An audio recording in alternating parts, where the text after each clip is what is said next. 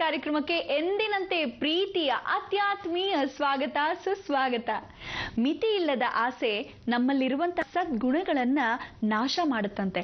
ಹಾಗಾಗಿ ಹಾಸಿಗೆ ಇದ್ದಷ್ಟೇ ಕಾಲ್ ಚಾಚೋಣ ಅಂತ ಹೇಳ್ತಾ ಗುರೂಜಿಯವರನ್ನ ಕಾರ್ಯಕ್ರಮಕ್ಕೆ ಸ್ವಾಗತಿಸೋಣ. ಶ್ರೀ ಸಂಪೂರ್ಣ ಸನಾತನ ಧರ್ಮ ಸಂರಕ್ಷಣಾ ಸಮಿತಿಯ ಸಂಸ್ಥಾಪಕರು ಹಾಗೂ ಶ್ರೀ ಸಂಪೂರ್ಣ ವರಮಹಾಲಕ್ಷ್ಮಿ ಮಹಾಸಂಸ್ಥಾನದ ವ್ಯವಸ್ಥಾಪಕ ನಿರ್ದೇಶಕರು, ನಮ್ಮೆಲ್ಲರ ಪ್ರೀತಿಯ ಗುರುಗಳು ಶ್ರೀ ನರೇಂದ್ರ ಬಾಬು ಶರ್ಮಾ ಗುರೂಜಿಯವರು. ಗುರುಜಿ ನಮಸ್ಕಾರ. ಬೃಹತ್ ಬ್ರಹ್ಮಾಂಡ ಕಾರ್ಯಕ್ರಮಕ್ಕೆ ಪ್ರೀತಿಯ ಸ್ವಾಗತ ಗುರುಜಿ. ವಿಶೇಷವಾಗಿ ಇವತ್ತು ಶನಿವಾರ ಯಾವೆಲ್ಲ ವಿಶೇಷತೆಗಳಿಂದ ಕೂಡಿದೆ ಅಂತ ಹೇಳ್ತೀರಾ? ಶಿವೋಹಂ ಭಕ್ತ ಶಿವೋಹಂ ಭಕ್ತವೃಂದಗಳೇ ಶಿವೋಹಂ. ಇವತ್ತಿನ ದಿವಸಕ್ಕೆ ತಮ್ಮೆಲ್ಲರಿಗೂ ಆಧಾರದ ಸ್ವಾಗತ, ದೈವ ಅನುಗ್ರಹ ಎಲ್ಲರಿಗೂ ಇರಲಿ ಅಂತ ಈ ಮುಖಾಂತರ ಹಾರೈಸ್ತಕ್ಕಂಥ ಒಂದು ಸ್ವಾಗತ. ಇಂಥ ದಿವಸ ನಾವು ನೀವು ಯಾವತ್ತೂ ಮರೆಯೋಕ್ಕಾಗದೇ ಇರತಕ್ಕಂಥ ದಿನ. ಈ ಶನಿವಾರದಿಂದ ಸಾಕ್ಷಾತ್ ವಿಶೇಷವಾಗಿರ್ತಕ್ಕಂಥ ಕಾರ್ತಿಕ ಮಾಸ ಪ್ರಾರಂಭ ಆಯಿತು. ಈ ಕಾರ್ತಿಕ ಮಾಸ ಪ್ರಾರಂಭ ಆದರೆ ಇನ್ನೇನು ಸೋಮವಾರದಿಂದ ಕಾರ್ತಿಕ ಸೋಮವಾರ ಪ್ರಾರಂಭ ಆಗುತ್ತೆ. ಕಾರ್ತಿಕ ಸೋಮವಾರ ವ್ರತ ಅಂತಿದೆ. ಬಹಳ ವಿಶೇಷವಾಗಿ ಯಾರು ನಿಷ್ಠೆಯಿಂದ ಮಾಡ್ತಾರೋ ವಿಶೇಷವಾಗಿ ಶಿವನು ಉಳಿತಾನೆ. ಆದರೆ ನಿಮಗೆ ಗೊತ್ತಾ ಇವತ್ತಿನ ದಿವಸ ಎಂಥ ಒಂದು ವೈಶಿಷ್ಟ್ಯತೆ, ಸಾಕ್ಷಾತ್ ಅಂಥ ಒಂದು ಅದ್ಭುತ ಪುರುಷ ಭಗವಂತ ಸೃಷ್ಟಿ ಇವತ್ತಿನ ಮೂಲದಲ್ಲೇ ತಾನು ಹುಟ್ಟಿರತಕ್ಕಂಥ ಜನನ ಕಾಲ ಈ ಒಂದು ಕ್ಷೇತ್ರದಲ್ಲಿ. ಅಂಥ ಒಂದು ಕ್ಷೇತ್ರ ಕರ್ನಾಟಕದ ವಿಶೇಷವಾಗಿರ್ತಕ್ಕಂಥ ಮಹಾಕ್ಷೇತ್ರ ಚಿಕ್ಕನಾಯಕನಹಳ್ಳಿ ಇರತಕ್ಕಂಥ ಒಂದು ತಾಲೂಕು ಪಕ್ಕದಲ್ಲೇ ಕುಪ್ಪೂರು ಅನ್ನೋ ಕ್ಷೇತ್ರದಲ್ಲಿ ಬಂದು ನೆಲೆಸ್ತಾರೆ, ಜೀವಂತ ಗದ್ದಿಗೆಯಲ್ಲಿ. ಈ ಮಠ ವಿಶೇಷವಾಗಿರ್ತಕ್ಕಂಥ ಗದ್ದಿಗೆ ಅಂತ ಒಂದು ಗದ್ದಿಗೆ ಅನ್ನೋದಕ್ಕೆ ಏನಕ್ಕೆ ಅಂದರೆ ಜೀವಂತ ಗದ್ದಿಗೆ. ತಾನು ತನ್ನನ್ನು ಅರ್ಪಿಸ್ಕೊಂಡು ಲೋಕಾರೂಢಿಗೋಸ್ಕರ ಲೋಕಕ್ಕೋಸ್ಕರ ತಾನು ಇಲ್ಲೇ ನೆಲೆಸಿರ್ತಕ್ಕಂಥ ಒಂದು ವಿಶೇಷವಾಗಿರ್ತಕ್ಕಂಥ ಸಿದ್ಧಿ ಪುರುಷ. ಇದೇ ಕುಪ್ಪೂರ ಈಶ ಮರಳ ಸಿದ್ದೇಶ. ಬನ್ನಿ ಆ ಕುಪ್ಪೂರ ಈಶ ಮರಳ ಸಿದ್ದೇಶನ್ನ ಸ್ವಾಗತಿಸೋಣ.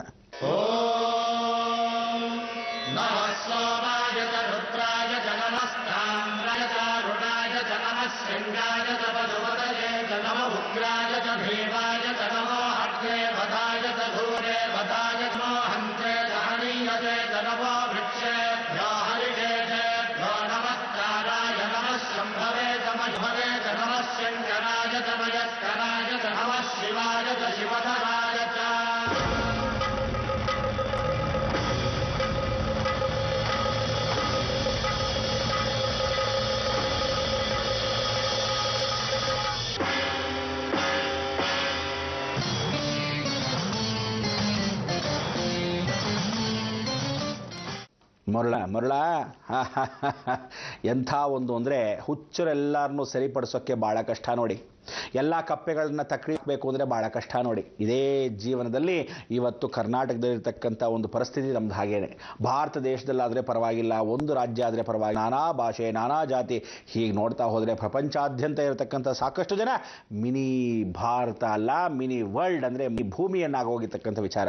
ಇಷ್ಟೂ ಭೂಮಂಡಲ ಇರತಕ್ಕಂಥ ವಾಸವಾಗಿರ್ತಕ್ಕಂಥ ಈ ಜಗತ್ತಲ್ಲಿ ನಾವು ಇಷ್ಟೆಲ್ಲ ಗೊಂದಲ ನಡೀತಾ ಇದ್ರು. ಎಷ್ಟೋ ಜನ ಕಳ್ಳರು ಕಳ್ತನ ಮನೆ ಇದ್ದಾರೆ, ಎಷ್ಟೋ ಜನ ಸುಳ್ಳು ಹೇಳ್ತಾನೆ ಇದ್ದಾರೆ, ಎಷ್ಟೋ ಜನ ಜೀವನ ಮಾಡೋದು ಕಷ್ಟದಲ್ಲೇ ಮಾಡ್ತಾ ಇದ್ದಾರೆ, ಎಷ್ಟೋ ಜನ ಸುಖದ ಸಂಪತ್ತಿಗೆಯಲ್ಲಿ ಅಬ್ಬಬ್ಬ ಅಂತ ತೇಲಾಡ್ತಾ ಇದ್ದಾರೆ, ಎಷ್ಟೋ ಜನ ಜೀವನ ಹಾಳು ಮಾಡ್ತಾ ಇದ್ದಾರೆ, ಎಷ್ಟೋ ಜನ ಜೀವನ ಬೇರೆಯವರ ಜೊತೆ ಜೀವನದಲ್ಲಿ ಆಟ ಆಡ್ತಾ ಸುಖವನ್ನು ಅನುಭವಿಸ್ತಾ ಇದ್ದಾರೆ. ಇಂಥ ಜೀವನದಲ್ಲೂ ನಡುವೆ ನಮ್ಮಂಥ ನಿಮ್ಮಂಥ ಒಂದಷ್ಟು ಜನ ಆಗ್ತಾರೋ ಅಬ್ಬಬ್ಬ ಧರ್ಮ ಮಾರ್ಗದಲ್ಲಿ ನಡೆಯೋಣ, ಭಗವಂತ ಮೋಕ್ಷ ಕರೀತಾನೆ ಅಂಥೇಳಿ ಈ ಕೆಸರನ್ನೆಲ್ಲ ತಳ್ಳಿ ಕಮಲದ ಹೂ ಆಗೋಣ ಅಂತ ಪ್ರಯತ್ನ ಪಡ್ತ ಸಮಯಕ್ಕೆ ನಮಗೊಂದು ಒಳ್ಳೆ ಮಾರ್ಗ ಸಿಕ್ತು. ಈ ಒಂದು ಮಾರ್ಗವೇ ಈ ವಿಶೇಷವಾಗಿರ್ತಕ್ಕಂಥ ಒಂದು ಮರಳ ಸಿದ್ದೇಶನ ಕ್ಷೇತ್ರದ ಮಹಿಮೆ. ಮರಳ ಸಿದ್ದೇಶನ ಕ್ಷೇತ್ರ ಇಂಥ ಒಂದು ಸಿದ್ದೇಶ್ವರರು ಸಾಕಷ್ಟು ವಿಶೇಷವಾಗಿರ್ತಕ್ಕಂಥ ಅನುಗ್ರಹವನ್ನು ಪಡೆದಿರತಕ್ಕಂಥ ಭೂಲೋಕದಲ್ಲಿ ನಂದೀಶ್ವರನಾಗಿ ಪ್ರಕಟವಾಗ್ತಾರೆ. ಒಂದು ಸಲ ವಿಶೇಷವಾಗಿ ಪರಮೇಶ್ವರ ಹೇಳ್ತಾನೆ, ಧರ್ಮ ಎಲ್ಲಿ ನಿಲ್ಸಿದೆಯೋ ನಂದೀಶ್ವರ ಅಲ್ಲಿ ಹೋಗಿ ಬಾ ಅಂತ. ಆ ವಿಶೇಷವಾದ ಕಥೆ ಕೂಡ ತಮಗೆ ಹೇಳಿದೆ. ಕಳಿಸ್ತಾ ನಾರದ ಮುನಿಗಳ ಮುಖಾಂತರವಾಗಿ ಮಾರ್ಪಾಡಾಗಿರ್ತಕ್ಕಂಥ ಮನಸ್ಸು ಹೀಗೆ ಭೂಲೋಕಕ್ಕೆ ಸ್ಥಿರವಾಗಿ ಹೋಯಿತು. ನಂದೀಶ್ವರನ ಅನುಗ್ರಹ.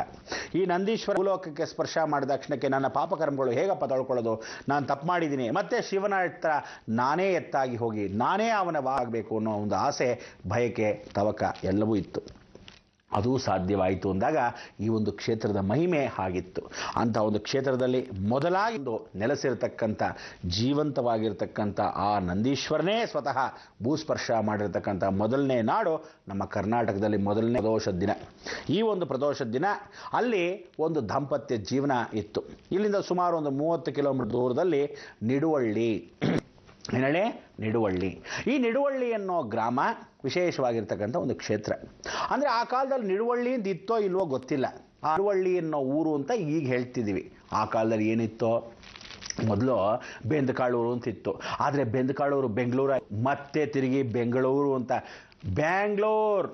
ಬೆಂಗಳೂರು ಆಗೋಯ್ತು. ಅದೇ ನೋಡಿ, ಪ್ರತಿಯೊಬ್ಬನಿಗೂ ಭಾಷೆಯಲ್ಲಿ ಹೀಗೆ ಹಾಗೆ ಅಂತ ಹಾಕಿ ಇವನನ್ನಕ್ಕೆ ಹೀಗೆ ತಿರ್ಗಾಕಿ ಹಾಕಿ ತಿರ್ಗಾಕಿದ್ರು ನಾವೆಲ್ಲ ಇರೋದು ಅಲ್ಲೇನಾ? ಹೇಗೆ ತಿರ್ಗಾಕಿದ್ರು ಜೀವನ ಅದೇನಾ? ಯಾವ ಥರ ಚೇಂಜ್ ಆಗುತ್ತಾ? ಆಗಲ್ಲ. ಹಾಗೆ ಊರೂರಿನಲ್ಲಿ ಇರ್ತಕ್ಕಂಥ ಒಂದು ಮಹಿಮೆ ಯಾವತ್ತಾದರೂ ಒಂದು ಮಹಾಪುರುಷರು ಬಂತಾರಾ ಅನ್ನೋ ಕಾದಿರ್ತಕ್ಕಂಥ ವಿಚಾರ. ಅಲ್ಲಿ ಒಂದು ದಾಂಪತ್ಯ ಜೀವನ, ಒಂದು ವಿಶೇಷವಾಗಿರ್ತಕ್ಕಂಥ ಜಂಗಮ ವಂಶಸ್ಥರು, ಶಿವನ ಭಕ್ತರು, ಶಿವನ ಅಡಿಯಾರುಗಳು ಬಹಳ ಚೆನ್ನಾಗಿ ಪೂಜೆ ಪುನಸ್ಕಾರವನ್ನು ಮಾಡಿಕೊಂಡು ಆ ದಾಂಪತ್ಯ ಜೀವನ ನಡೆಸ್ಕೊಂಡು ಹೋಗ್ತಾಯಿದ್ರು. ಇವರ ಹೆಸರು ವಿಶೇಷವಾಗಿ ಬಸವಲಿಂಗಾರ್ಯ, ಅಂದರೆ ಬಸವಲಿಂಗಾರ್ಯ ಅಂತಕ್ಕಂಥ ಈ ತಂದೆ ಹೆಸರು. ಸಿದ್ಧಬಾಂಬ ಅಂದರೆ ಸಿದ್ಧಾಂಬ ಅಂತಕ್ಕಂಥವಳು, ಸಾಕ್ಷಾತ್ ಸಿದ್ಧಿನ ಪಡೆದಂಥವಳು. ಅವನ ಹೆಂಡತಿ ಇಂಥ ಒಂದು ಜಗನ್ಮಾತೆ. ಇವರಿಬ್ಬರ ಒಂದು ಬಾಂಧವ್ಯದಲ್ಲಿ ಇವತ್ತು ಮಕ್ಕಳಿಲ್ಲ ಅಂದರೆ ನೀವೆಲ್ಲ ಏನು ಮಾಡ್ತೀರಾ? ಅಯ್ಯೋ ಅವ್ನ ಮಕ್ಕಳಿಲ್ದರೆ ಸಾಕಿ, ಇನ್ನೊಂದು ಮದುವೆ ಮಾಡ್ಕೊಳ್ಳಿ ಅಂತೀರ. ಆದರೆ ಗಂಡ ಹೆಂಡತಿ ಬಾಂಧವ್ಯ ಆ ಕಾಲದಲ್ಲಿ ಇವತ್ತು ಮಕ್ಕಳಿರಲಿ ಬಿಡಲಿ ಎಷ್ಟೋ ವರ್ಷಗಳ ಕಾಲ ಅದೇ ಒಂದು ಬಾಂಧವ್ಯ, ನಿಜವಾಗ್ಲೂ ಇವನ ಮೇಲೆ ಅಷ್ಟೇ ಪ್ರೀತಿ, ಅವಳ ಮೇಲೆ ಅಷ್ಟೇ ವಿಶ್ವಾಸ. ಈ ಗಂಡ ಹೆಂಡತಿ ಬಾಂಧವ್ಯ ಆ ಜೀವನ ಮಾಡುತ್ತಾನೆ. ಅದು ನಮ್ಮ ಭಾರತ ದೇಶದಲ್ಲಿರ್ತಕ್ಕಂಥ ಸನಾತನ ಧರ್ಮದ ಮೌಲ್ಯಗಳು, ನಿಜವಾದ ಭಾರತ ದೇಶದಲ್ಲಿ ಹುಟ್ಟಿರ್ತಕ್ಕಂಥ ನಾಗರಿಕರ ಸಂಪ್ರದಾಯ.